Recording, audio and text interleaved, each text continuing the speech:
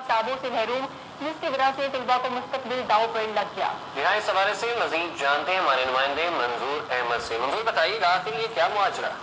Government primary Urdu school Shahpur में खड़ा हूँ।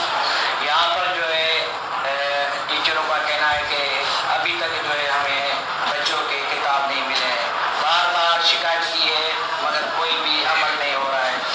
सुबह को बच्चे आते हैं, 2 बजे तक बैठ के चले जाते हैं मगर जो है पढ़ाई में बहुत जो है अमल दखल हो रहा है। स्कूल के टीचर फारूक खिलजी ने बताया कि हमने बहुत एप्लीकेशन भेजी है, ऊपर तक शिकायत की है मगर कोई अमल नहीं हो रहा है, किताब नहीं मिल रहे हैं।